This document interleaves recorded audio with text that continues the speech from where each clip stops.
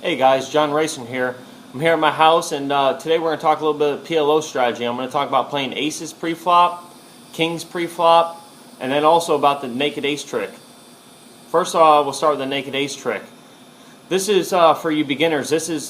Naked ace trick is when if you have like the ace of spades in your hand and 3 spades are on board, and you're going to try to get your opponent off any kind of other flush just because you have the nut spade in your hand.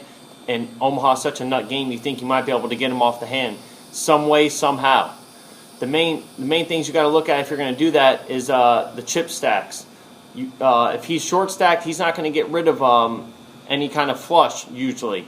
You want it to be done in a deep stack game, and you also want it to be done against opponents that are good players and that are willing to fold medium type of hands, or even strong hands. If you get a guy to fold a queen or a jack high flush, then you did your job properly. The game I've been playing in lately, most of the guys are no-limit hold'em players, and they're just now adapting to PLO, so they don't understand that a 5-high flush is usually no good in PLO because they're used to playing no-limit hold'em. So if you're playing against guys like that, you don't want to try those type of moves. The main thing is you want to put the guy to the test for all his chips, whether it's pre-flop, on the turn, or on the river. You could either 3-barrel into him, or you could check raise him on any street. If he doesn't have the nuts, I promise you he's going to think more than twice about it, and he's probably going to fold. Next thing I want to talk about is playing aces pre-flop. I always like to limp in with aces pre-flop in PLO, and the reason being is because I'm looking to get most of my chips working either pre-flop and the rest of them on the flop, or some kind of combo like that. I'm looking to limp in. I'm looking for maybe somebody to pot it behind me, get more callers, and then it comes back to me and me repot it for a big amount. If I could repot it for about 50 to 75% of my stack, then I'm happy. This way, I don't have many chips left, and I can put the rest of them in on the flop without hesitation.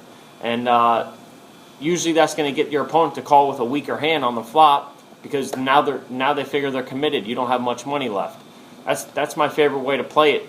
I also like to have some kind of combination with aces. If you can have maybe like a 5-6 with them, or a jack queen, or any kind of thing like that where you can maybe hit a straight with your other 2 cards.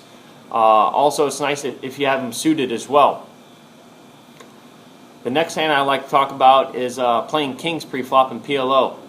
Now, kings I actually like to play differently. It's quite funny that I actually like to raise with kings but not aces. And the reason being is because I want to be able to fold kings pre-flop when I know my opponent has aces. And the only way I'm going to do that is by raising up front, so if it does get repotted after me, then I most likely know he has aces.